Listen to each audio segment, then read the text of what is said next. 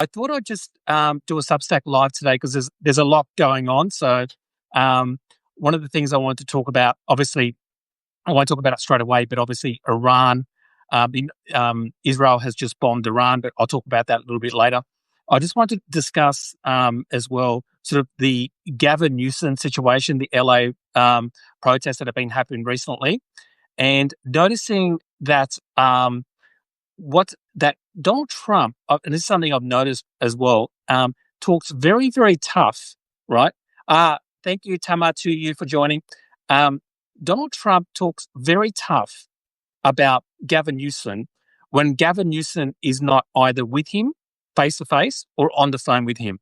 Um, Hi, Maura Kennedy, thank you for joining. And I think, and it just goes to show, that whole thing about Tucker, Trump, and all that. It's not just about him chickening out in terms of tariffs.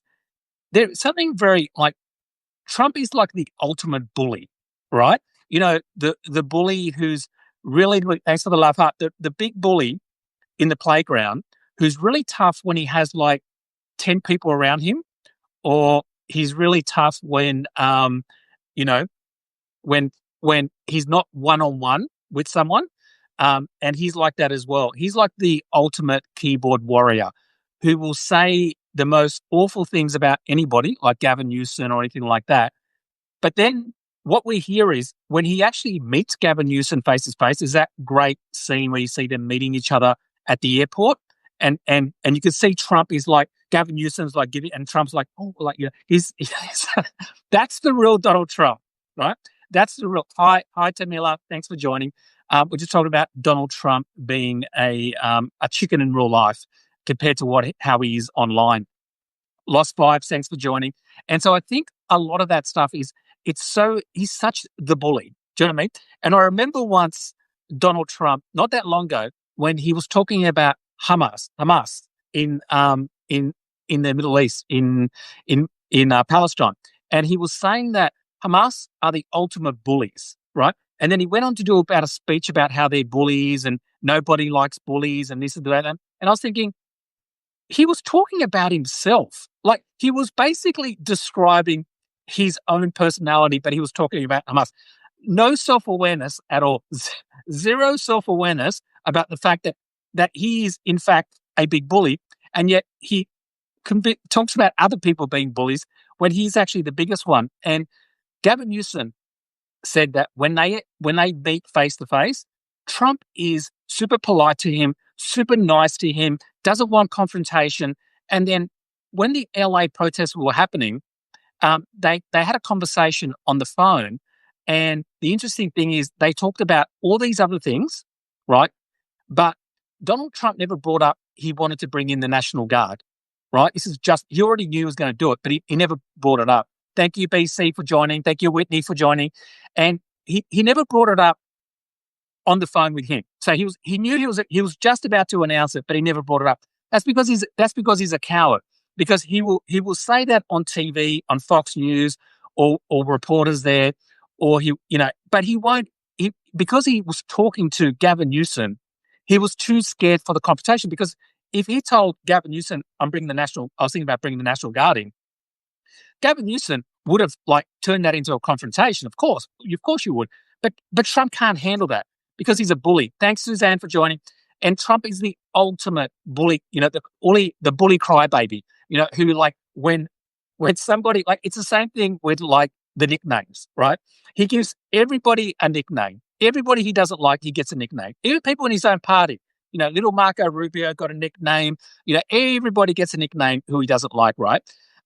But when the name Tucker Trump came up, when people talked, and he was asked about that on TV by a reporter, he got really upset by, this is stupid. These people are really mean. He starts calling them mean. I'm like, this guy has no self-awareness at all. The king of nicknames, Donald Trump, the most prolific user of nicknames in the history of the world, right, is getting upset because he got a nickname. And like that's again, that encapsulates Donald Trump all the time. He has no self-awareness about anything.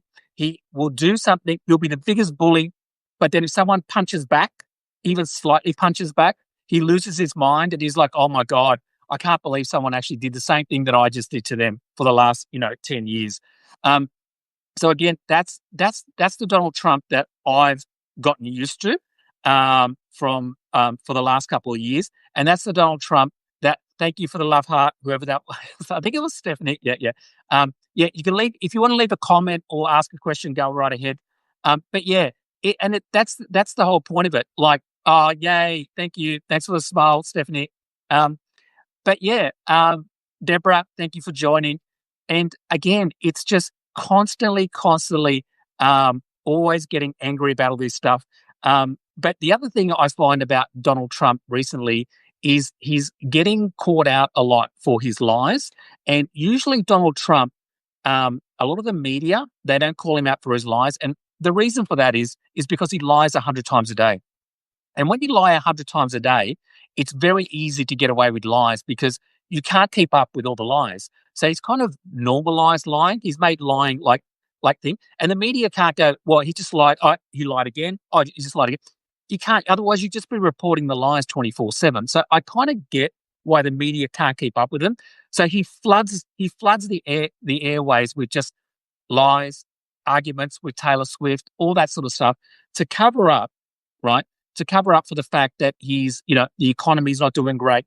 One of the things that really affects Trump is the economy because he knows that one of the reasons he won was because post COVID inflation um, affected elections all around the world. 2024, there's never been another year like 2024 where he won, where all around all the other Western countries in the world, incumbent governments got kicked out because they were blamed for post-COVID inflation.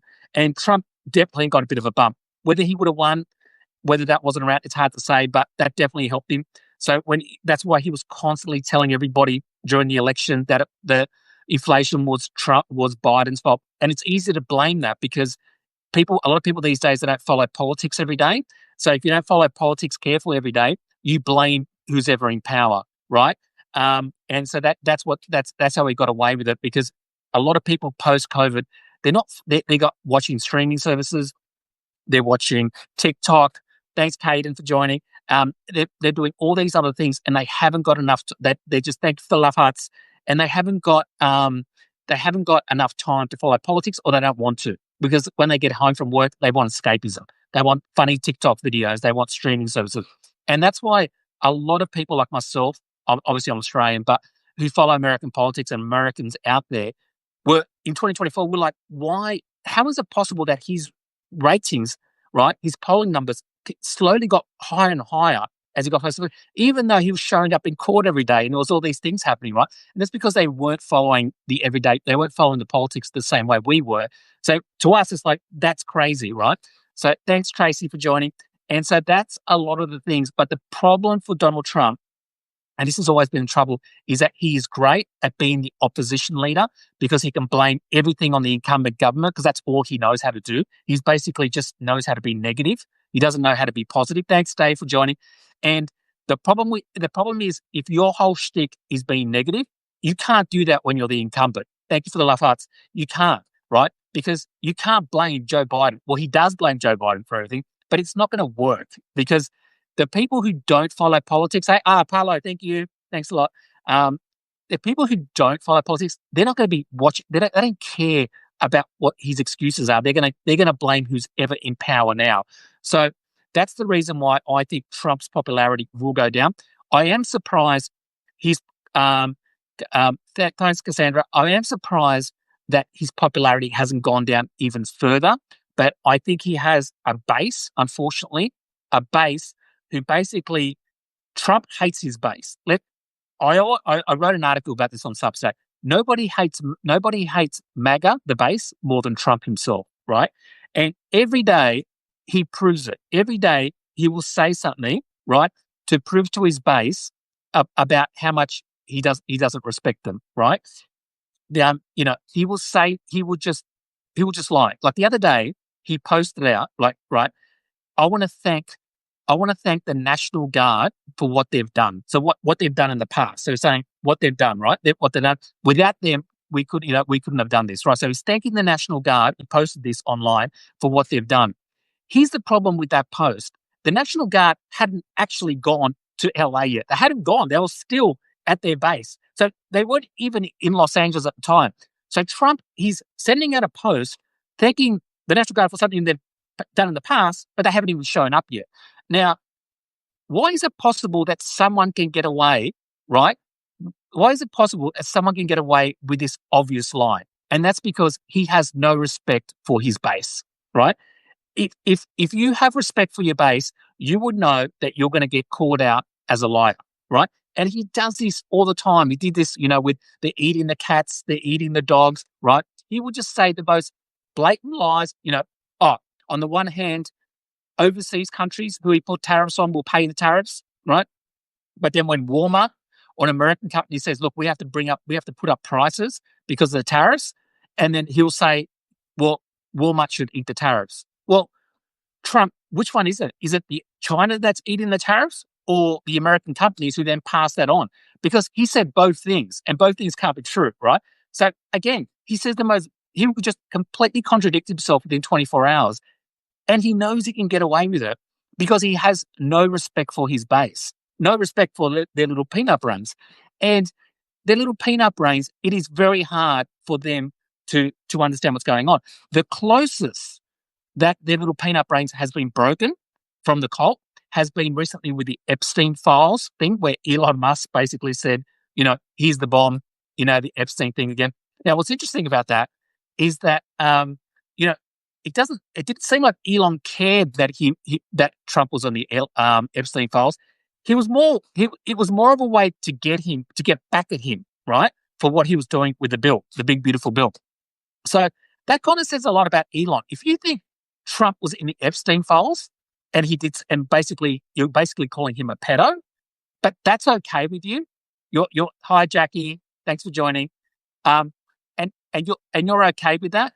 That doesn't bother you, but you just want to use it as a way to get back at someone for something completely different, like an economic thing, right? That says as much about you as it does about the person you're criticizing, right? Because, so again, they're just hypocrites. They spent the last, the MAGA movement are obsessed with everything Epstein. They can't stop. They can't stop talking about it. Last year. They were telling everybody on Twitter and everything, just wait till Trump gets in power. He's going to release the files and he's going to expose all these Democrats and liberal, and celebrity liberals as being all like, pedophiles, right? And the deep state's going to get complete. Kash Patel's going to come in. You're going to say it's going to be made. They were like glowing. It's going to be the best thing. The deep state was going to be. They get in, right? What they didn't realize is that Donald Trump last year was already given signals before the election that he wasn't going to release it. It's just they didn't want to see it, right? They're very good. The MAGA cult is very good at filtering out things they don't want to hear and keeping things that they want to hear. One of the biggest things, thanks Ruth for joining, one of the biggest things that the MAGA movement missed last year was actually a Fox News interview between, and Donald Trump was being interviewed by 3 people at Fox News. And one of the things, all they said is to him, they said, are you going to release, before the election, are you going to release the MLK files if you get elected? Yes. Trump says, 100%. We're going to release it. We've already released a couple of things. Great. Are you going to release the RFK files? JFK files, sorry. Yes, absolutely. He was very, very adamant. No problems there. Are you going to release the Epstein files? Maybe, probably, look, less so with that one. There's a lot of phony accusations in there. I don't want people to, get tarred with phony accusations. So you've got MLK files, great. You're right. You've got the JFK files, not a problem. The Epstein files, I'm not too sure. Phony accusations, they were his words. There are too many phony accusations. I wonder who is thinking about who these phony accusations are about. There is so many things about the whole Epstein thing, which is hilarious to me. Thank you, Carol, for joining. Is hilarious to me is that the party that is most obsessed with everything Epstein loves and adores the leader who has the closest relationship to him and says the weirdest things when it comes to Epstein. So, again, last year, not only that, but last year when Maxwell Hi, Carol. Thanks, Carol. Last year, when Donald Trump, when Maxine, what's her name, Maxwell, Trump, what's his name's, Jeffrey Epstein's partner in crime, she was convicted of trafficking, and Trump was asked during a interview, what do you think about that? Her being guilty, and he looked straight at the camera and he said, I wish you well. I wish her well. Yeah, yeah. Now, could you imagine if Bill Clinton or someone like that had looked at the camera, who had some relationship with Epstein, we don't know what, looked at the camera and said, "I wish her well." The MAGA media would go crazy. Fox News would go crazy. Trump would be tweeting about it. Elon would be tweeting about it. Joe Rogan would be hosting 24-hour shows about it, all that stuff. But, hi, Caroline, but because it's Trump, it just gets ignored, right? The whole thing gets ignored. So again, it's this, the MAGA movement live in a completely different reality than the rest of us. And it doesn't matter how much information they get about this, right? They constantly will just deny the actual truth of what's actually happening. And Elon saying that and then sort of not retracting, but retracting, sort of saying, well, I regret some of the things. But it doesn't, it's so maddening. Thank you, Melissa. Yeah, it is. Melissa, you're right. It's maddening because, like, there is a part of me, and it's only a tiny part of me, that feels sorry for the MAGA movement, just in a way that I would feel like, because they're like toddlers, right?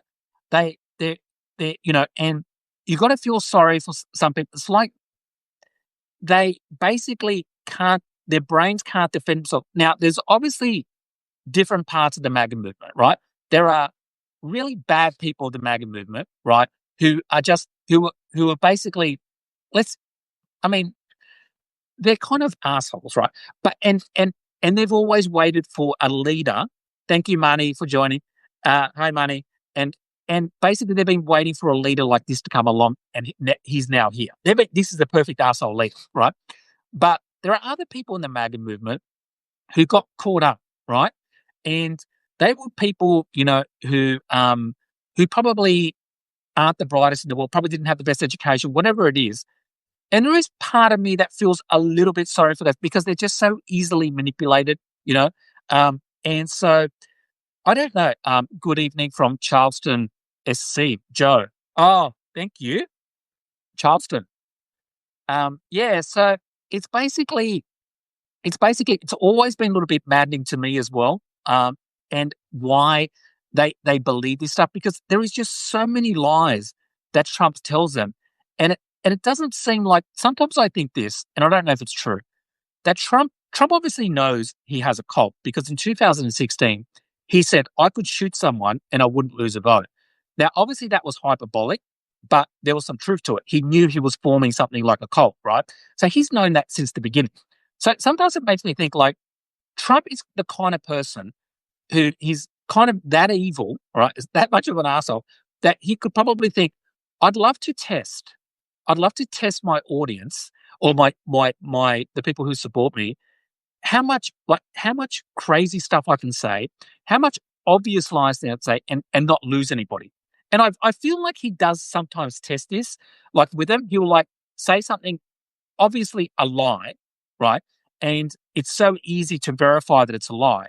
And then basically then it's up to his audience to do mental gymnastics, right? To try to get away from that lie. So it's like he shits on his fans, and then he's like, okay, guys, it's like he makes the people who support him become his PR people, his spin masters. It's like and I almost feel sorry, because if you say to them, if you ask a Trump supporter online, right? If you say to them, are tariffs good or bad? Thank you for the love hearts, Susan. And if they say basically, are good tariffs good or bad, a lot of MAGA people, they don't know how to respond, because they're conflicted, because they want to tell you what Trump wants them to say, right? But Trump constantly is conflicting what he's saying. So it's 1 minute they're good, then next minute he's using as a leveraging thing to get better deal for them. he's constantly contradicting himself. So MAGA don't know how to deal with that, right? So they basically either run away from that question, Marty. He learned that you tell enough, some people will believe it. Yeah, that's right, Marty. Yeah, yeah, yeah. He's basically Trump knows, right, that if and this is the unfortunate thing about the Trump. There's so many bad things about it, but this is one of the. He's normalized lying, right, to the point where people now know, not just Trump, not just Trump, but people now know, everybody knows that if you lie all the time, like literally all the time, you get graded on a curve by the media. The media grade him on a curve. And I'm not just talking about Fox News, of course. I'm talking about even CNN, MSNBC, like that. Because if if you constantly bring up every lie, you know what they say? They say you've got Trump derangement syndrome. That's it's like you're trapped. It's like if you complain too much about Trump, you have Trump derangement syndrome, right? But so therefore, like it's like CNN is they're caught in this position where it's like, well, you're just spending 24 hours a day talking about every single little lie, right? And I think I kind of get that. From a tactical point of view, right? I'm not talking about from a moral point of view, but from a tactical point of view, Trump wants people to talk about his lies. Trump wants people to talk about his arguments with Taylor Swift. Trump wants all this like silly stuff he does on the side, right? It's a diversion thing, right? And and sometimes it's hard not to fall for it because if he's saying something like Haitians are eating cats and dogs and you don't bring that up, it's kind of like you're letting him shit on a whole bunch of, like Haitian people and nobody's calling him out on it. So it, you're both ways you can't win. You either pay too much attention to it, which buys into a little bit of the it's a witch hunt. He does the whole it's a witch hunt. And that can sometimes work because you have to always remember that people who in America and in Australia and in Europe, Western countries, in 2024 or 20, Marnie, the American mainstream media has greatly failed us over here. Glad we can listen to Honest Aussie on Substack. Yeah. Thanks, Marnie. I try my best. But yeah, like sometimes hearing it from another country, which is like a similar country, because we're, we're kind of a similar type of country. We're both Western countries speaking, there's a lot of similarities between Australia and America.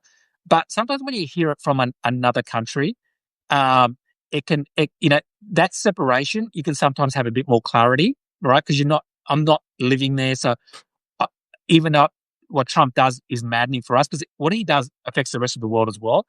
But because you're not there, you have a little bit of more objectivity.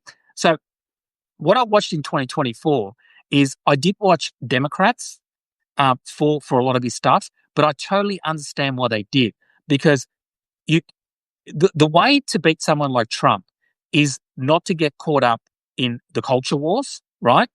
The way to beat someone like Trump is to stick to the economy. Trump will only lose, or MAGA will only lose based on the economy because there are all these people, right, who didn't vote at the 20, because in America, you don't have compulsory voting. In Australia, we do, right? So we get a lot more people come out to vote. But in America, because you don't have compulsory voting, right, you have to not force people, but you have to really get people to go because they don't have to, right? So you've got to try to get your base out as much as you can. But a lot of people in the middle, independents, moderates, all that. Hi, Simon, how you going?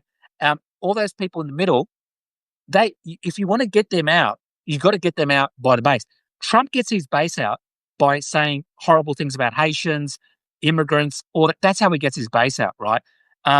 So he feels he has to say that. I don't know whether, the whole trans thing, he went after trans, but the woke thing, even though we all know, I've said this before many times, right? Even though we all know Democrats didn't run on woke. They'd never talked about woke. Kamala never brought up woke, right? Tim never. In fact, they were trying to do the opposite of woke. You had, Kamala talking about her Glock, her gun and all that stuff. And Tim was wearing like a camping, talking about his military background, all that stuff. They ran away from woke, but still, the Republicans under Trump still managed to paint the Democrats as super woke and being fixated on woke, right? And that trans app that they did, which I know a lot of people talk about in America, which a lot of people say was successful. I don't know how successful it was. I looked at some of the statistics about that poll, about that ad, and it was successful in some states, but not in other states. But overall, it did have some impact. I don't think it won in the election, but the ad was basically saying Democrats are for they, them, but Trump is for you. So the interesting thing about this is a lot of people say it's anti-trans. It is anti-trans, but the main part of that ad was not about trans people. It was about the economy, right? It was everything they did was around the economy. They understood that inflation was the number one reason people were voting, right? Every poll, exit poll, it showed, not just in America, in Australia, Europe, it was happening everywhere, right? Marnie, part of the problem elected Democrats have is being on defense and not offense. Yeah, I agree. You've got to be. Here's something I want to tell you about what happened in Australia's election and how in Australia's election, the right-wing party, we only had this a couple of months ago, the right-wing party tried to use Trump-like tactics at the election. And this is how our centre-left government fought back. And it was very similar to what you saw in 2024. And it was very smart. And it's something that the Democrats in America need to look at. They need to stop looking, they're saying to start looking at the rest of the other centre-left governments around the world, how they are fighting exactly the same thing. Because look around the world, you will see proof of how centre-left governments are winning. And this is what they're doing. They're not talking about the culture wars, right? They're not talking about trans people playing sport and stuff like that. They're not, at the same time, they're not throwing them under the bus, right? They're just staying out of it. What they're doing is they're focusing on the economy. They're focusing on things like housing. And I know in America you have a big housing. We do too. We just want, and what they said is we just want to build homes. Now think about building homes, who that affects, right? In America, Democrats can't win without winning the working class areas. The areas that they lost the most were working class areas. That's insane. Trump is anti-union, right? He's not working class, but he convinced people in America that he was working class, and he based that on culture. I have similar culture to you. I go on Joe Rogan's podcast, where all the working class, a lot of work, all that. I'm doing that. I don't like woke. I hate woke. I don't like trans people. He did all that to ingratiate himself with that people. So they voted for him, even though economically he wasn't their best option, right? Sometimes people vote against their own self-interest. The way to get around that, in my opinion, in America is, and what the Democrats, again, I say this in hindsight because I do feel the Democrats had so high power. The Democrats had so many things going for it. One, post-COVID inflation. That was hard to overturn, right? Biden declining the debate, and then Kamala coming in so late with only having a couple of months. It wasn't a good scenario for Democrats. It was always. But moving forward for next time, the midterms and that, they really have to concentrate on the economy and housing. This is why housing is such a great thing. It brings in all those working class people from the Midwestern states. Because think about it, more homes, right? You make it about more homes. But what you're saying is people who are renting, who rents the most? Young people, right? Democrats lost a lot of young people on culture issues, right? So let's get them back on economic issues. And ultimately, people, thank you for the love hearts. Hi, William. Hi, Christina. There you go. A lot of people will overlook cultural stuff, right? If they feel they can get something more economic, as long as I'll talk about fighting against the cultural thing afterwards. But more homes, less rent. More supply, less rent, right? Or at least it stops rent from going up as high, right? Building homes, right? Young people want to get into the housing market, but they can't because it's too expensive. You're spot on, Joe. Marnie, thank you. So again, now you're getting young people who rent, young people who want to buy for the first time. Not just, and these days, they were talking about people in their 30s, even 40s. Even I know people in their 50s haven't bought a home. So it's affecting a lot of people. Now, it gets even more people in this housing, build more homes. Now who builds homes? Plumbers, electricians, right? Carpenters, engineers, right? All these people, right, in all these working class jobs are now going to have more jobs there. So now you've got young people who want to rent. People want to buy a home. People who work in the building industry, people who work around the field, develop people in the building industry, right? Now you've got all these people and now like build around that. Now, and let's just say the Republicans try to do the whole, anti-woke thing again. This is how you get around it. This is because it's based on the truth, right? Democrats never fought back against that ad. They ignored the ad. And instead what they try to do is get Kamala to talk about guns and stuff like that. You've got to confront the ad, right? Ignoring the ad doesn't make it go away. And trying to do side things like, but I'm Kamala and I have a gun and I'm tough with. No, that's not how you get around. You confront the actual ad. Okay, so and confront it with facts. And the facts is, I would have run an ad next to that ad. Wherever that ad was, I would have run another ad. And this ad would have been showing that ad to some degree, hi Stuart, right? And then saying, we're not running on woke, which is the truth. They never ran on woke. They ran away from woke. In fact, they ran so far away from woke, they ended up in the hands of Liz Cheney, right? That's not woke, right? So tell them the truth. Excuse me, no, you're the ones. This is where you do it. You spin it, but you're spinning it based on the truth. You guys, Trump and Republicans, are the ones obsessed with woke. All you guys do is talk about trans people in sport. All you guys do is talk about cultural issues. All you guys do is just obsess about. Every time I put on Fox News, all you care about is Fox News. There could be jobs. There could be jobs going overseas or whatever is happening, people losing their jobs or minimum wage.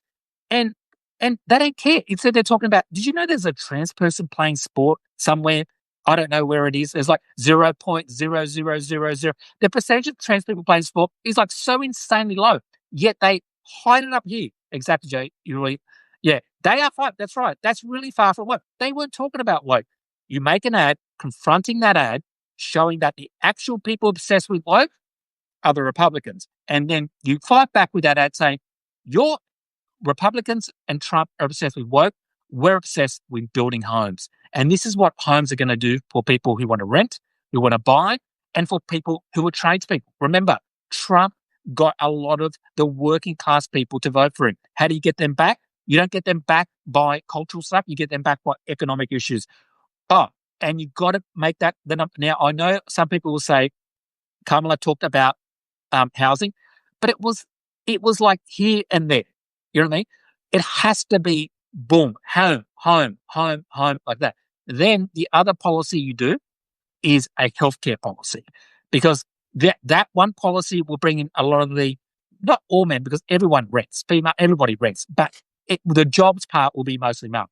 Then you bring in a healthcare policy, right? Whatever is your equivalent in America. In Australia, we brought in a healthcare policy, which is, when you go visit your doctor and they close, some doctors will close at 6 or 7, and like maybe 11 o'clock at night, right? And you want to see a doctor, but you don't want to spend like 8 hours in a hospital. So you have like a clinic, like a 24-hour clinic, something like that. But it doesn't have to be that. Just something good. Like, maybe like what Barack Obama did, like with, getting rid of, exemptions and things like that. Something big, right? But it doesn't have to be Medicare for all. Republicans thrived on wedge issues for a long time. Yeah, they do. But you got to confront those wedge issues, Marnie. And that's what they don't. Democrats are too scared, because Democrats are scared that if they talked about that ad, that would highlight that ad more, right? And make people think about it more. But by ignoring that ad, it actually did that, right? You can't, hi Kelly, you can't ignore the ad when that ad is being, like that ad, they spent, I can't remember, hundreds of millions. It was their number one ad that they ran, and it was effective to some degree. You'll never know with these things. You never know exactly how effective they are. You have an idea, but you never know, right? But we do know that they will use it again, because the fact that they used it when Democrats weren't talking about woke shows that they don't care if Democrats talk about it or not. They're still going to talk about it. They're going to pretend, right? They pretend like the Democrats are obsessed with it when they're not talking about it. After Trump won in 2024, they all came out and said woke is dead because Trump won, right? But what have they done since then? They talk about DEI. They talk about trans people in sport. They're still obsessed with it, even though Democrats aren't talking about it, right? So it doesn't. So when they said woke is dead, they don't want it to be dead, because it's a political weapon. Democrats could, for the next 4 months, never ever mention woke again, and they will still at the next election talk about it like Democrats are talking about it every day. Marnie, it does show weakness in Dems when they don't confront head on. It does. I have a little bit of sympathy, Marnie, because it was an unusual situation in 2024. They didn't have primaries. Biden probably stayed too long, and they were stuck in this situation where, they didn't. The economy was against them. Things are happening. So I get. I think that I think Democrat is. I actually believe there's too many consultants in the Democratic Party. When you have too many consultants don't generally talk much about. They're more obsessed with cultural things, right? And because that's the world, like the inner city world they live in, it's like cultural things. You've got to go outside the inner city for Democrats to win, because in America you have the Electoral College, and you can't win without the Midwestern states. And unfortunately, a lot of those states are culturally conservative, right? So to get around, so there's no point, you don't have to win by being culturally conservative yourself, because the number one thing that people will vote for is the economy. And this is the craziness. The Democrats are better at the economy for working class and middle class people, and yet too many bad consultants they need to fire. I agree, Marnie. I agree. Loris, thank you for joining. They have. I've actually listened to Democratic consultants talking online, right, about the election, the people they've worked with, and I'm like, this guy, because my background is marketing, right? So I work marketing, right? So I understand this world very well, right? And these people, right, in these sort of marketing consultative world, that sort of stuff, right? They very much live in the inner city. And nothing wrong. I live in the inner city. I'm one of those people. To some degree, I'm one of those people. But I like to think that I can look beyond who I am, right? What I do for a living, all that stuff, and look at just normal people. And they're not me, right? So they're people who are not obsessed about the cultural things. They're obsessed about, everyday living experience, right? Childcare, all that stuff. That's what most people worried about. And Democrats need to get back to that. They need to get back to childcare, everyday experience. And then when Trump or whoever replaces him, who knows, he'll probably try to run for the third time. Whatever happens is by staying on message with that. Here's the other problem, right? Let's just say Trump runs again, right?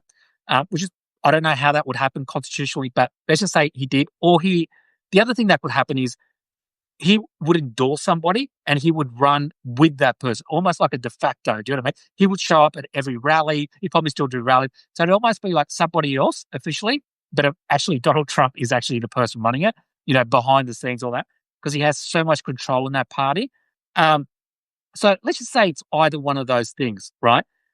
They're going to try to use the culture wars, right? And Trump is very, very good at trying to get certain types of working class people to believe he's on their side, right? And he does this a number of ways. He does this through the culture wars, like, I'm authentic. He says, because he just says whatever he wants. And in some of those areas, being authentic means you just say, edgy stuff, edgy jokes, whatever, and they find him funny, right? So the way to get around that is to basically say, okay, you can vote if you want to vote for someone because you feel because you like their jokes or whatever, go for it. But if you want to vote for someone because we're going to give you more homes, we're going to make it easier for your kids to go to school, to go to universities and colleges and stuff like that, go for it. Personally, I would rather vote for that. Let Donald Trump go back to being a reality TV star and love him for that. If you want to love him as go for it. But, there's a difference between being a reality TV star and being a president of the United States. I think in America, difference with Australia is that MAGA see Trump as their number one entertainment, right? It's not a reality TV show. It's not sports. It's not that's their entertainment. Watching Trump, right? Making Trump, talk, saying stuff, posting stupid stuff online, fighting with Taylor Swift, all that stuff. That's their only entertainment in life, is doing that, right? That's their reality TV. And in a sense, Trump loves that because he comes from The Apprentice, right? So he treats his presidency like a reality TV show. All the people around him are either Fox News or, they're people from TV. He loves TV people. He's got, you got Dr. Phil. Remember Dr. Phil? He's like a big Trump supporter now, going around with ice, you know, showing up at, immigrants' home. Like, I can't believe it. Like, you would think that someone like Dr. Phil, a psychologist or psychiatrist, would feel sorry for people who've been there for 10 years and now been kicked out. But he's going there because he wants to see the people kicked out, right? He's a psychologist, right? And he's like, again, it's reality TV. Who is, Dr. Phil isn't just a normal doctor. He's a reality TV doctor, right? Dr. Oz, another reality TV doctor. Like, it's just a whole, sorry, as an Australian, I just find it hilarious that it's just so much about, he tries to get posts from Central Casting, ridiculous. I know. It's like, basically, and the funny thing is, what I find a bit ironic is that MAGA and Trump pretend like they hate Hollywood. They hate all those people, they're elitist and all that sort of stuff. But the truth is, Trump loves Hollywood. He would love to be accepted by these people, right? He would much rather be hanging out with liberal celebrities than Trump supporters. I mean, could you see? He would rather be hanging out with Jimmy Kimmel than he would one of his Trump supporters from a working class area. Trump has never associated with people like that his whole life, right? Never associated with. So again, Trump only, a drunken Fox News host is our Secretary of Defense. That's right. David, I was shocked that he didn't pick Hulk Hogan for Secretary of Defense. I know. I know. It is so many people that you just see, the other person is like Roseanne Barr, is one of his biggest supporters. And she also happens to be not, she has a lot of problems psychologically there as well. The only real celebrity musician is Kid Rock, right? Not exactly the biggest star in the world. So but he does love being around celebrities. He does love that, even though he pretends he doesn't. It's only because they don't like him, right? If any of them like him, he loves it. He's obsessed with celebrities, right? Chachi for Secretary of Education. Yeah. I mean, it's just every single person around him, right? And I think how Trump thinks is the reason why someone like Hegseth or anybody else at Fox News is good, because he thinks one of the most important thing for a role is how good you are on TV. That's how I think Trump thinks. He thinks it's not that he thinks Hegseth would be the most qualified. He's thinking, well, he might come across better on TV than this other person who's more qualified but hasn't got a head for TV, right? They've got more of a head for radio, right? I actually think that's how he thinks. If you look at all the people around him, right, they're either got plastic surgery, all that stuff, fillers, all that, I'm not against it, but I'm just saying, like, he's got he doesn't want anyone in his cabinet that's smarter than him. Yeah. Yeah. I mean, Trump, again, but he's just basically obsessed with reality TV.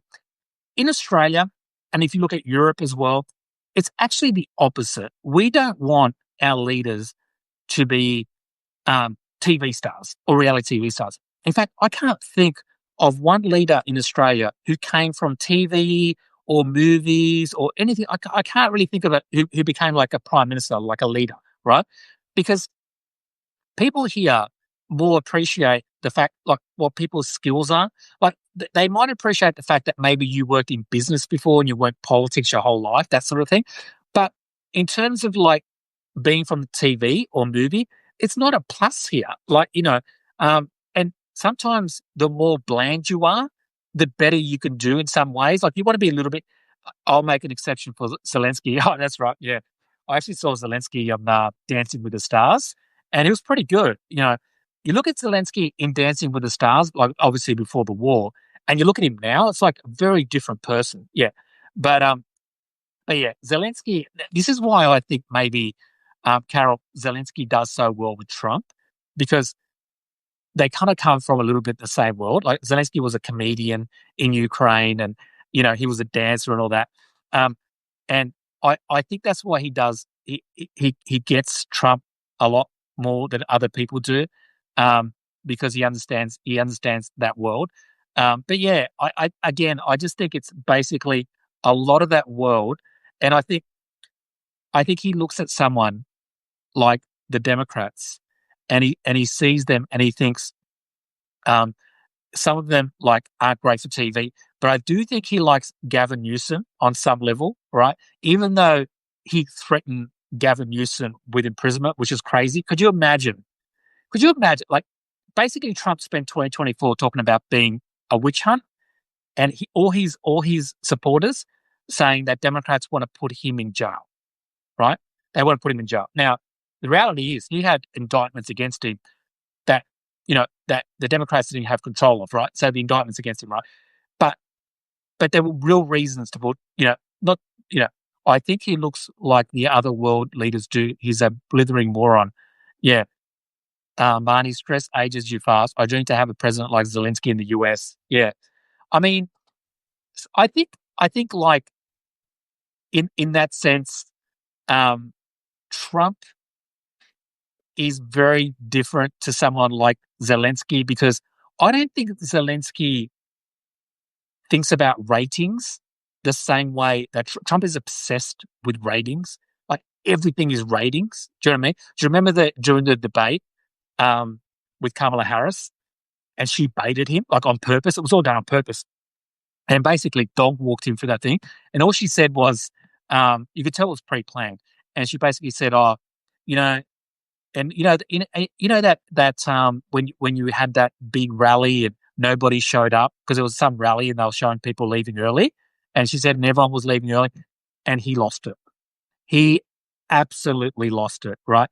He was so easy to bait because she knew that he's easy to bait on crowd size or his followers were leaving early. Right? Um, Now again, this is the person that now the Trump supporters and Trump will say, you can't have Kamala, right? Zelensky rose to the occasion, Trump isn't happy. Yeah, that's right. You can't have Kamala. They would say, you can't have Kamala as the president because he wouldn't be able to deal with Putin and he wouldn't be able to deal with Xi Jinping because she's not strong enough, right? DEI basically means woman, right? That's what they mean. Yeah. Um, so, which is interesting because during the debate, we got to see Trump versus Kamala, and she absolutely manipulated Trump, like absolutely over the mildest things, right? Dog walked in for the whole thing. He landed on every single one of her minds, right? She got to, now imagine if he's that easily manipulated by Kamala over like crowd sizes, something so small. Imagine how easy he would be to manipulate, like by someone like Putin, who's KGB or Xi Jinping, right? I mean, it's no wonder that he's so easily, manipulated by Putin all the time because he was so easily manipulated over crowd sizes. Trump can dish it out, but he can't handle it being the butt of a joke. Yeah, exactly. He does. Yeah.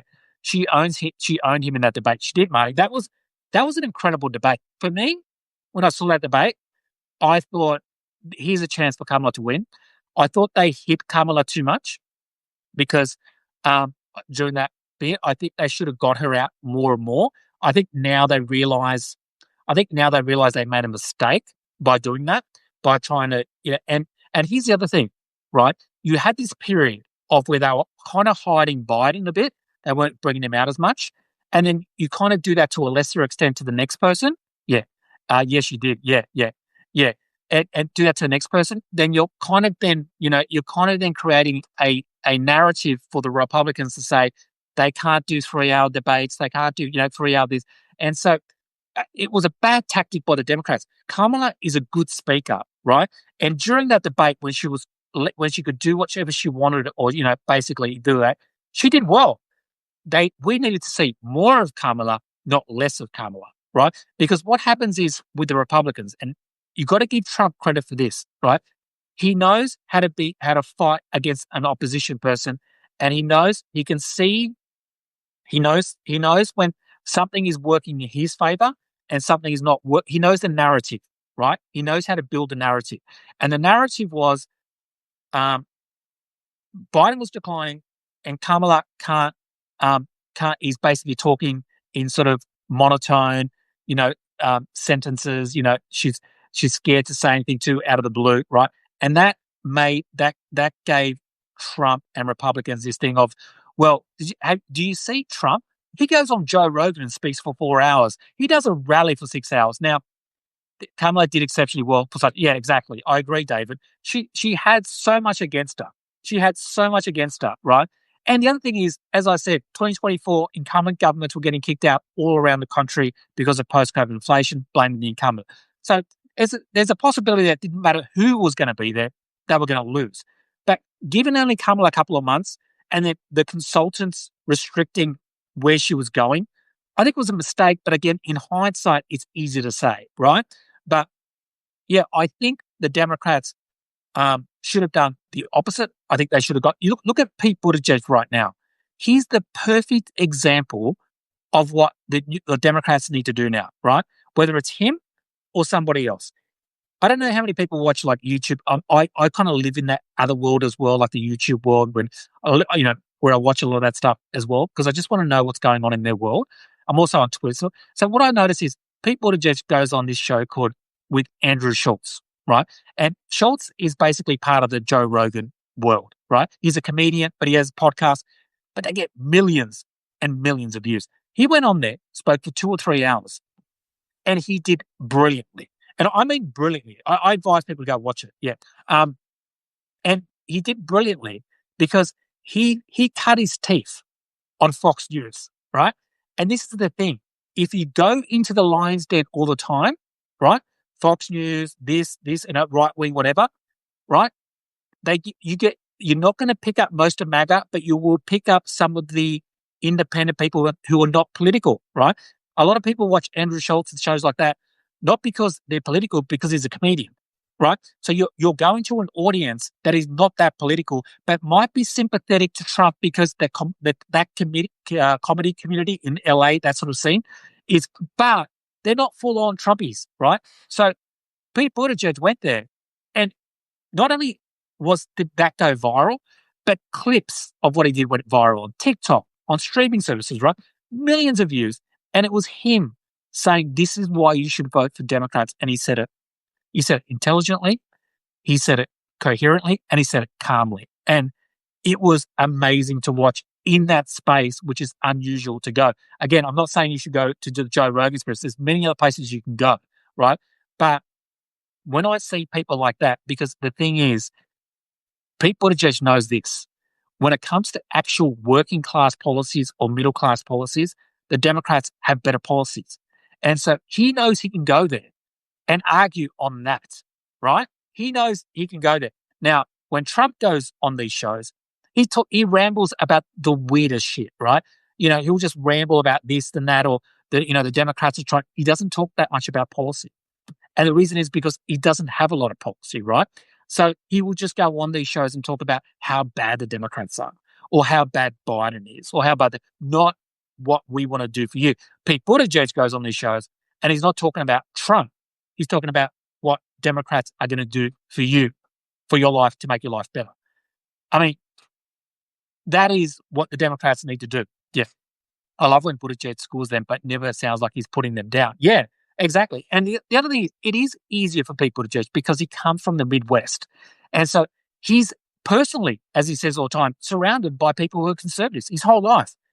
So if you're surrounded, and I'm also surrounded, Trump, he has a mentality of Fulvio. Yeah, exactly. And so you've got to bypass that. You've got to be able to go into those areas to win, and not just to win. I'm not talking about Trump supporters, but to win people who are not following politics, because unfortunately, since COVID and before COVID, but more so after COVID, people are so distracted by TikTok, streaming services, gaming, whatever it is. Everything is now fractured into different areas, like media, right? And so to get eyeballs is a massive thing. Trump knows how to get eyeballs. There's no doubt about it. He's really good at getting eyeballs, right?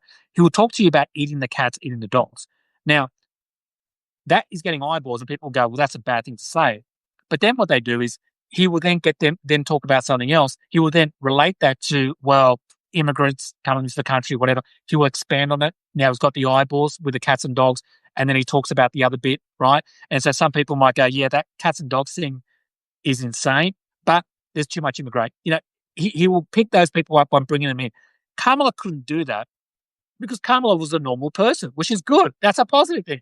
And Kamala in Australia or Europe, they would think that's great. She's actually normal, and she would get points for being the way she is.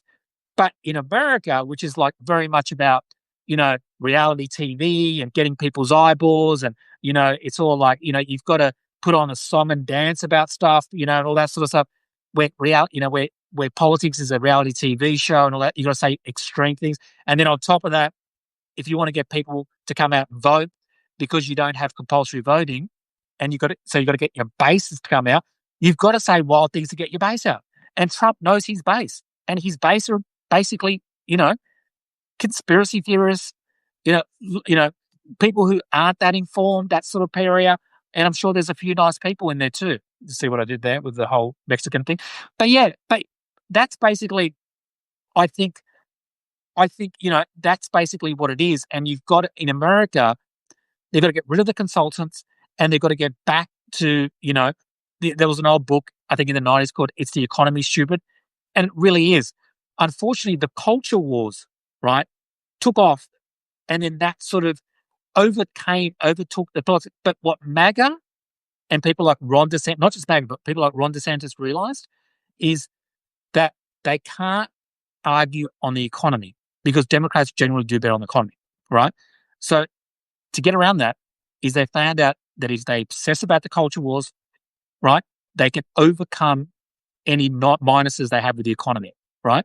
And they also know with the electoral college vote in America that culturally speaking, the Midwest, right, or the Rust Belt or the Sun Belt, right, are conservative, like socially conservative people to some degree, right?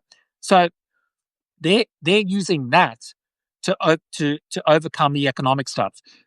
The Democrats need to fixate, not let themselves get distracted by that, right? And fixate on the economy. And then when they bring that up, the fixate say you're the ones obsessed with that. Twist it. I haven't brought it. That's what you say.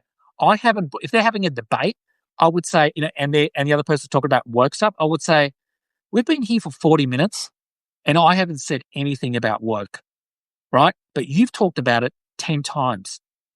So the person obsessed with work are you guys, not us. What I want to talk about is homes. I want to talk about childcare.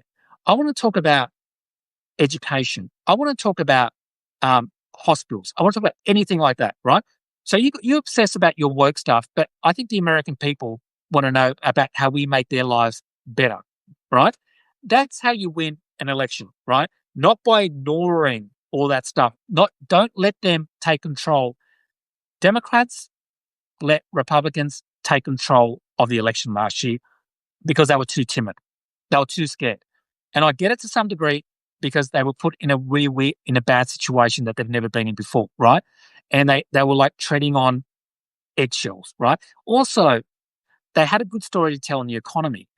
Inflation affects every country on the planet, and America brought inflation down the most by a million miles. So under Biden, you brought inflation down the best. So that's like a good story. Now, it's also a hard story to sell because you can't say to people, right, by the way, you're better off here than you are any other country because we brought it down, because inflation is accumulative. So it's not that it went back, it's that it stopped going up. So they're still suffering, right, from that inflation. So it is a hard story to sell, but there was, I think historically, people will look back at Joe Biden in a much more positive light than he's been given credit for, right? I think historic, they do let Republicans control the narrative. 100% agree. Yeah, money, they do, and you can't. And they gave up the narrative, right? And the best way, and people like Pete Buttigieg, right? People like that are going to be the people who bring the Democrats back in amongst other people. Don't let people like Joe, and also this thing that the Democrats did afterwards, right, where they said we need to find a Joe Rogan of the left. Like it's not you don't you can't manufacture. This is the consultant. This is I know these people. This is the consultant brain, right? They're like it's all statistical. It's not organic, right? You can't. Joe Rogan didn't. There wasn't a MAGA movement that created Joe Rogan, right? He created himself, right? It was done organically. He was once from the left, like Bernie Sanders, but he was always kind of a conspiratorial guy. So it didn't surprise me that he went with Trump because he's also so it's kind of like his natural home, right? If there's ever been a natural home for Joe Rogan, it's the MAGA movement. Conspiracy theorists, right? Anti-science, right? Anti-vaccine, all that stuff. They tick all the box of Joe Rogan because the Republican Party appeals to a lot of those ex-hippie type people who might have voted Democrats once, right? Those hippie type people who we have in Australia in places like Byron Bay. I don't know if you've heard of Byron Bay. It's like a beachy suburb. There's a lot of old hippies there and stuff like that. And they were attracted to Trump, not because of him, but because of his anti-vax stuff, his anti-science stuff and all that, because a lot of old hippies, they're into alternative therapies and all that, and they don't like, they don't like modern medicine, right? And again, it's not like everything in modern medicine is perfect, right? You can question things, including medicine. You can question things, including science. But at some stage, you have to go, oh, that's a lot of evidence. Maybe I'll go with that, right? I have this saying on all my social media. I've said this 100 times. It's by Carl Sagan, the scientist. And he said this years ago, before the Trump movement. And he said, it pays to have an open mind, but not so open your brains fall out, right? I think that is the perfect saying for this time because the MAGA movement and people like Joe Rogan will often say, we're just being skeptical. And that's what science is about. Science is about being skeptical. Yeah, it is. But at some stage, when there's enough evidence, you have to go, okay, I now believe it, right? But there's never a point. It doesn't matter how much. Again, it pays to have an open mind, but not so open your brains. And I think their brains have just fallen out, right? You can't say well, I'm worried about autism and vaccines, right? When there's like one study from the 90s that was a tiny study by a guy called Andrew Wakefield, right? Who did in the UK. It was a tiny little study. They tried to replicate that study. They did many times and it never worked. It never came out. It was a faulty study. They knew it was a faulty study, right? So all that. But then this guy, Andrew Wakefield, became like a cult figure within the anti-vax movement. And he's a cult figure with RFK Jr. and all that stuff, right? And by the way, he's more involved. I wrote this article on my Substack, on Joe Thomas Newsletter. And I wrote it, and the article was about RFK Jr.'s connection to Andrew Wakefield, who is the godfather of the anti-vax movement. Yeah, he was the person who initially did that ridiculous little study about vaccines cause autism, right? Even though it's been disproven so many times, he's had he's had friendships with the RFK Jr. And what's interesting is I found out in 2016, because I always think of Trump as being moving to the, there was obviously during COVID, he was coming up with all these ridiculous things about COVID, COVID vaccine, not the vaccine so much because they'll create under him. We would probably still be dying at 40, if not for modern science. Exactly. Yeah. It's funny, like all those people who are into like, like modern medicine, like they're like, oh, I just want to eat like they did back in the day in the 1400s. Well, that's fine. But just remember, like Marty said, people weren't living very long back then. There's nothing wrong with eating organic foods and all that. I do that as well. I try to eat healthy, organic. Processed foods is bad, right? But when RFK Jr. says processed foods is bad, people around him say it like it's the first time someone's ever said it. Like Joe Rogan will say, did you hear RFK say processed? Democrats, CDC have been saying processed foods is bad for years. Michelle Obama, that was her thing about healthy foods and no processed foods. But when she was saying that stuff, or people in the CD, or people on the Democrats, they were like, you know what MAGA was saying, or Republicans are saying, mind your own business. Leave us alone. Let us eat whatever we want to eat. Right? Don't tell us what to do. It's a libertarian thing, right? But when RFK Jr. says, don't like Brad, they're like, oh my God, this guy is amazing. Can you believe this guy? He's the only person who's ever said that, right? In their heads, they're like, this is it. And Joe Rogan, all that, like, oh God, he's so healthy, whatever. The guy was, the guy loved heroin. He literally said, right? He said, I was doing bad at school and then I started heroin and I went to the top of the class. So this is the thing about that hippie movement, right? Because I've lived in some of these areas, right? And I've met people like RFK Jr. in real life, like, that thing, right? I remember going through Byron Bay years and years ago, right? And I was walking past and I was this like hippie dude and he was playing the guitar, right? And he had this cardboard sign, right? He wasn't even asking for money. He was just like there. He was just like playing the guitar, right? And he was on the street and I walked past and he had this sign that said, 4G causes cancer, vaccines cause autism, all these like conspiratorials, all this sort of stuff there like that. And he was all about, they're killing our foods with bad food and all this. So it was all health stuff. He was like chain smoking cigarettes the whole time that I saw him, like cigarette after cigarette after cigarette.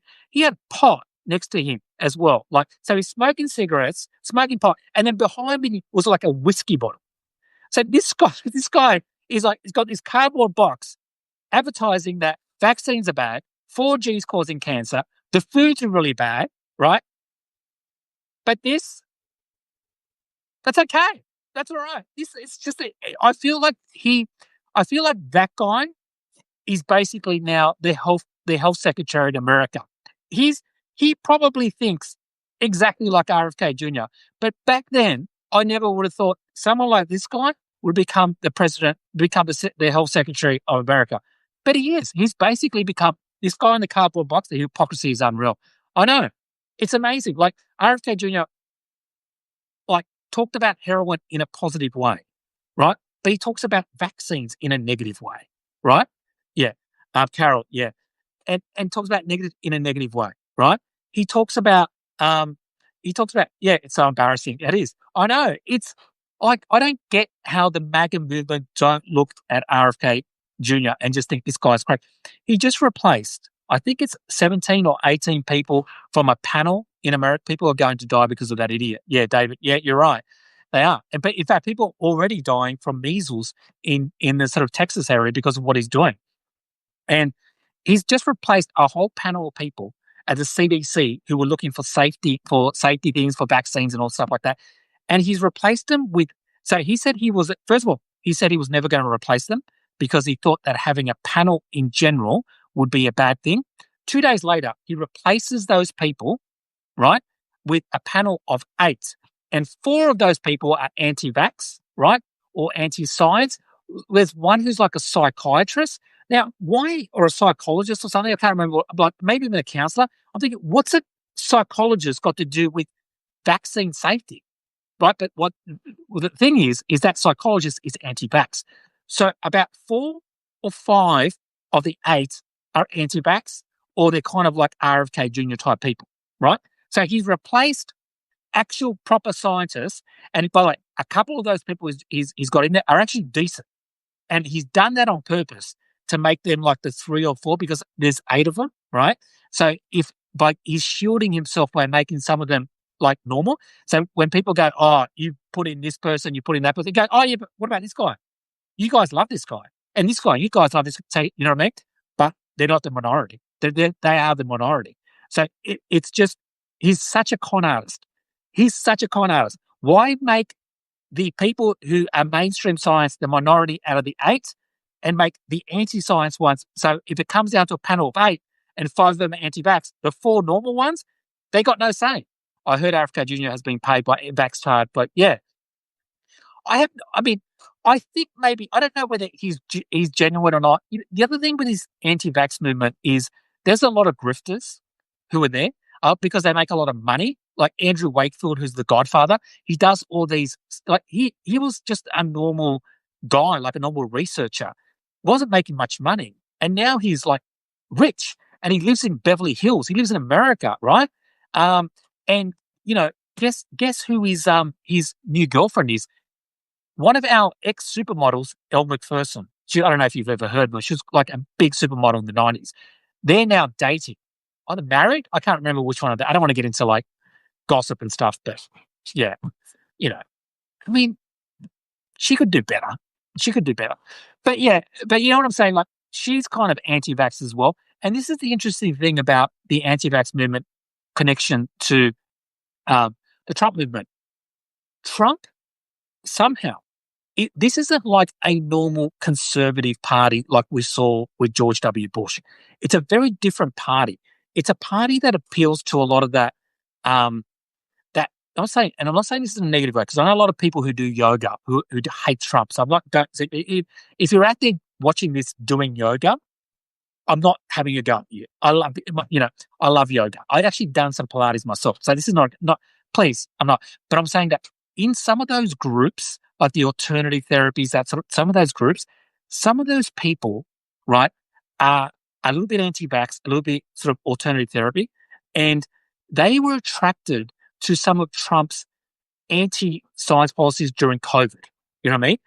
Why don't you try ivermectin? All that stuff. So it's also anti-establishment, all that stuff. He appealed to a lot of, yes, MAGA invades the wellness movement. Yeah, that's exactly right, Carol. He did really get that wellness industry so well. And I'm saying that as someone who grew up in Sydney, I don't know if you know Sydney very well, in the inner suburb, a place called Newtown, which is like a trendy, bohemian sort of type area, right? So I know these people. And during COVID, right, I moved to Brisbane, so I moved to a different state. And during COVID, I have Facebook, right? Because I'm not 20, I've still got Facebook.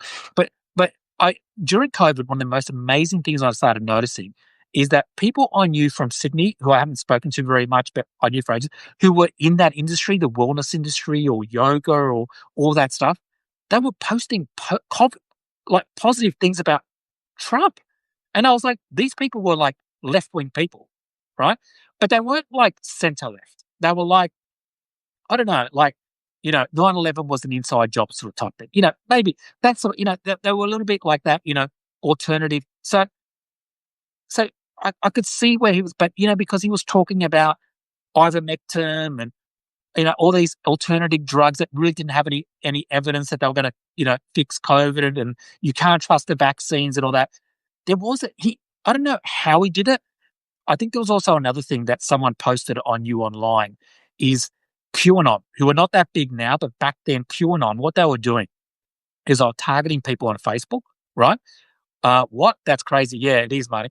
What they were doing is they were targeting people on Facebook, QAnon, but they weren't saying they were QAnon, right?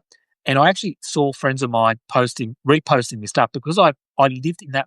I was never MAGA, but I used to go in there just to see what's going on because I wanted to know what, sometimes it's good to know what I was like, in there, like undercover.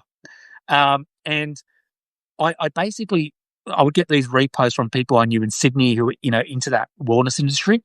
And it would be like, I'd be like, that's what QAnon. And what they were saying in that post was that Democrats, there's a pedophile ring. Remember that whole pedophile ring, that Democrats are involved in a pedophile ring? And that Trump is trying to destroy that pedophile ring, right? That was the whole QAnon thing, right? Now, they didn't want to. Now, there was a whole bunch of other even crazier stuff that went along with that, like, lizard people. The Democrats were lizard people, or Hillary Clinton was a lizard person. But what they did is they downplayed that bit. They didn't talk about that. So in these posts, they infiltrated these people on Facebook and places like that, specifically in the wellness industry. Pizzagate, yeah, as well, Pizzagate. And what they did is they basically, they knew their audience. So they said, let's get rid of this batshit crazy about vampires and all that stuff. And let's just concentrate on the bit about how Trump is saving kids and Democrats are like these pedophile, like, they're involved in these pedophile rings. Yeah, judge rules against Trump on National Guard in LA. Yeah, government California on TV right now talking about, good, that's good money. I'm so good to hear about that. So they did infiltrate this world so well by downplaying the crazy shit. So again, it's an interesting thing what they did, how Trump is a very different movement to the usual movement, because the Republican Party under George W. Bush these people would never have been attracted to that party at all, right? But he's picked up conspiratorial people from the left and then brought them over to the right?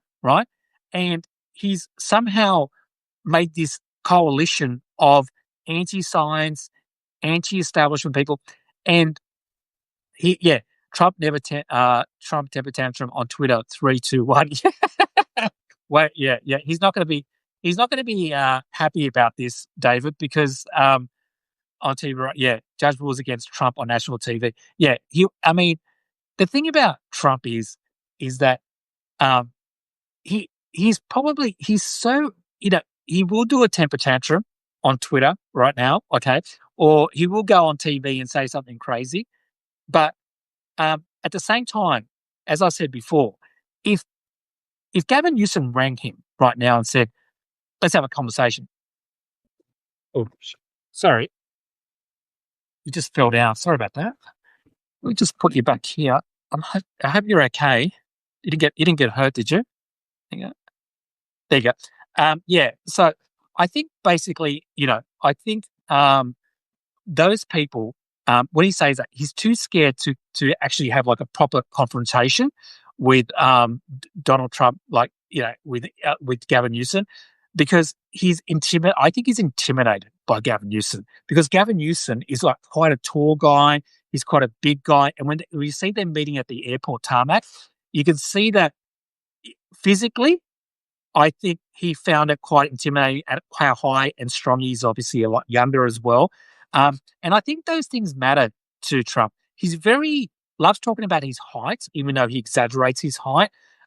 He loves talking about people like Barron, his son. He will always, have you seen how tall my son? I'm like, he's so tall. Now I get that people talk about their kids in a positive way. Okay, that's pretty normal. But he is obsessed with like image, right? Because he comes from that reality TV world. It's all about image, height, how you look on TV. Now, in a lot of ways, he would be jealous of Gavin Newsom, the same way he was jealous of, I think, Justin Trudeau, because both of those, Justin Trudeau and Gavin Newsom, would be the kind of people that he would probably physically would love to have on his side to be able to go, yeah, look at this guy. They're good looking, young, whatever, whatever. Yeah, he would love to have people like that. So I think he doesn't like, whenever you saw Justin Trudeau with Trump, I think he didn't like that. There's a couple of pictures where you see Melania sort of looking at him. Who knows? It's like, I think I'd rather with this guy. But yeah, but I mean, a lot of that stuff, I think it does really affect you. And here's the thing, the fact that I'm talking about this, I mean, I usually, in Australia, I wouldn't talk about this sort of stuff in politics because it would be like more bland.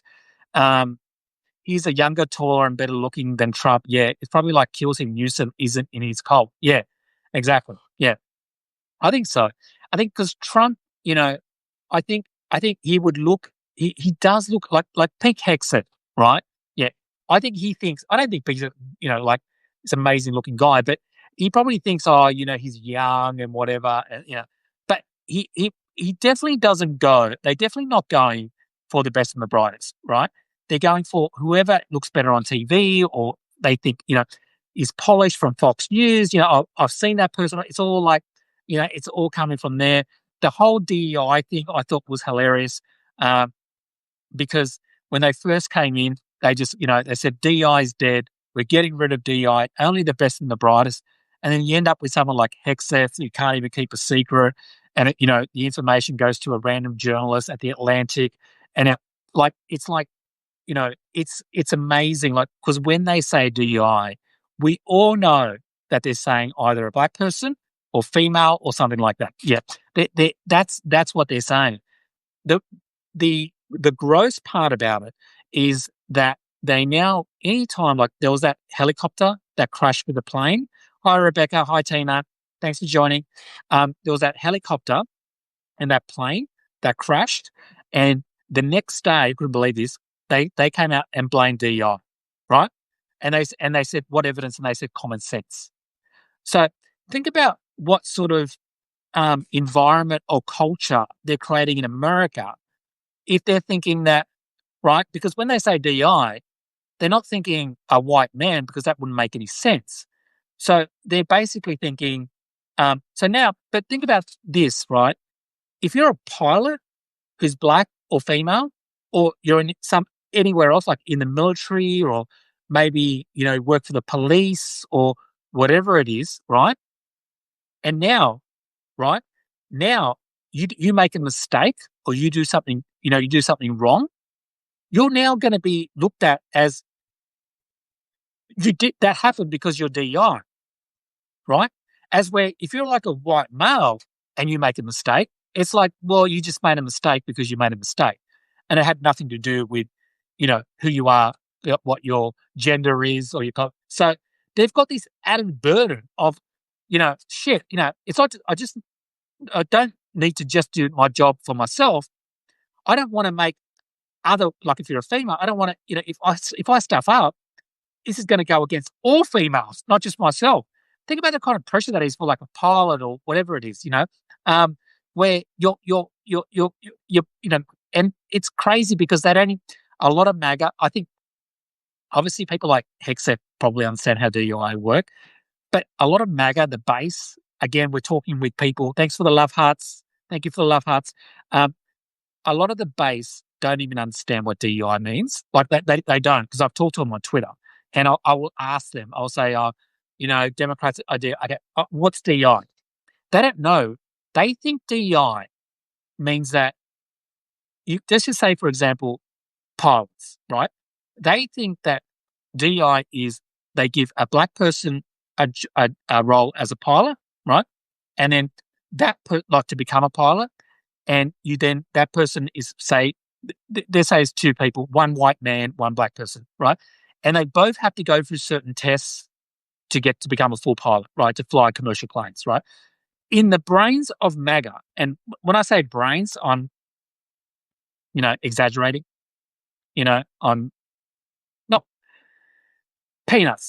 but walnuts. In the walnuts of the MAGA people, and I say that perfectly, not a derogatory, maybe a little bit derogatory, but you know what I'm saying. And basically, basically, I think they actually do think this is that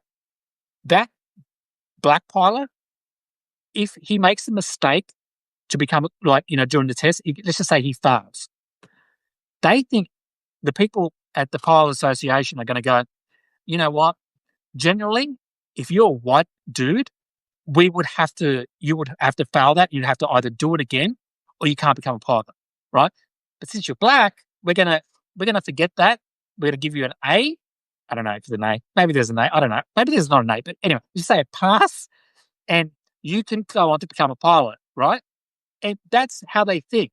They think, that these people are being given special treatment, right? And don't have to get the same qualifications.